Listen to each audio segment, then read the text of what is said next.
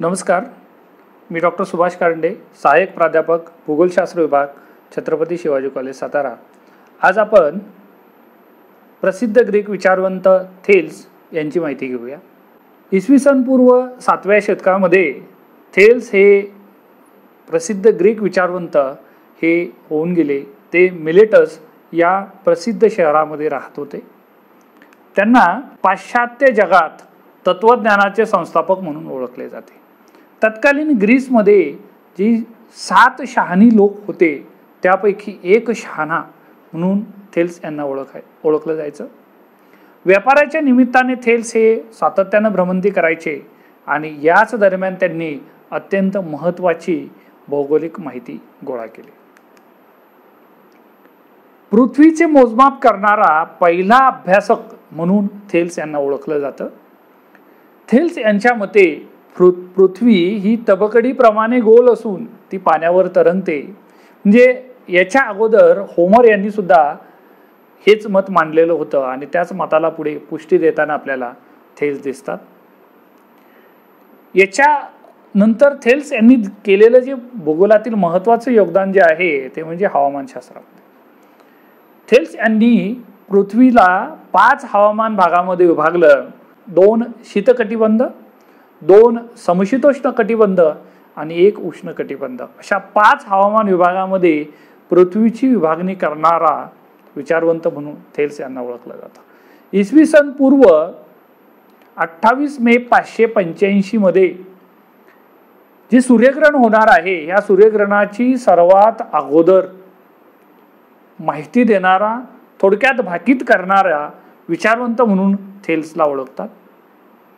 Thales यांनी विश्वाची उत्पत्ती आणि नक्षत्रांसंबंधी एक पुस्तक लिहिलं आणि यामध्ये विश्व पाण्यापासून कसं निर्माण झालेलं आहे, यातील वेगवेगळ्या प्रकारचे जे जीव असतील याच्या उत्पत्तीचं मूळ पाण्यामध्ये आहे अशा स्वरूपाचं मत हे थेल्स मांडताना आपल्याला दिसतात। थेल्स यांनी निसर्गाला जिवंत, गतिशील, कार्यक्षम आणि परिवर्तनशील सिद्धांत म्हणून पाहिलं। म्हणजे एक वेगळ्या प्रकारचा दृष्टिकोन आपल्याला या ठिकाणी थेल्स यांचा असलेला दिसतो। नाईल नदी जी सध्या इजिप्तमध्ये आहे तिचं मूळ म्हणजे ती कोठून उगम पावते, ती इथिओपियामध्ये उगम पावते असं मत हे थेल्स यांनी मांडलं।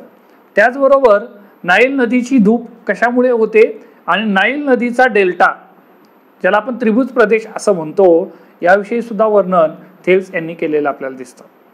किनारपट्टीपासून दूरवर्ती जे जहाज आहे या जहाजाचं अंतर कसं मोजता येईल याबाबत सुद्धा थेल्स यांनी विचार केलेला आपल्याला दिसतो। थेल्स यांनी गणिती भूगोलाचा पाया घातलेला आहे। इजिप्तमधील जे भूमिती होती म्हणजे जी पिरॅमिडमध्ये आपल्याला दिसते किंवा इजिप्तमधील वेगवेगळ्या प्रकारच्या ज्या वास्तू आहेत याच्यामध्ये सुद्धा आपल्याला भूमिती दिसते आणि या भूमितीबाबत थेल्स यांनी अभ्यास केलेला होता आणि यातूनच थेल्सचं प्रमेय किंवा थेल्सचं थेरम हे अस्तित्वात आलं।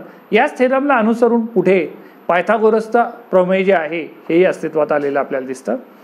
आता या थेरममध्ये थेल्स असं म्हणतात की त्रिकोणाच्या दोन्ही बाजू सारख्या असल्यास म्हणजे त्रिकोणाच्या समोरासमोरील बाजू जर सारख्याच लांबीच्या असल्यास तर त्रिकोणाचे तळाकडील कोन हे सारख्याच अंशाचे असतात। म्हणजे जर त्रिकोणाच्या दोन्ही बाजू सारख्या असतील तर त्रिकोणाच्या तळाकडील कोन साधारणतः सारख्याच अंशाचे, म्हणजे एका बाजूचा कोन जर 60 अंशाचा असेल तर दुसऱ्या बाजूचा कोन सुद्धा 60च अंशाचा असेल। हे अत्यंत महत्त्वाचं गणितातील योगदान, भूमितीतील योगदान हे थेल्स यांनी दिलेलं आपल्याला दिसतं आणि म्हणून खऱ्या अर्थानं गणिती भूगोलाचा पाया घालण्याचं काम हे थेल्स यांनी केलं। आता आपण थेल्स यांच्यावरील काही महत्त्वाचे प्रश्न या ठिकाणी पाहूया।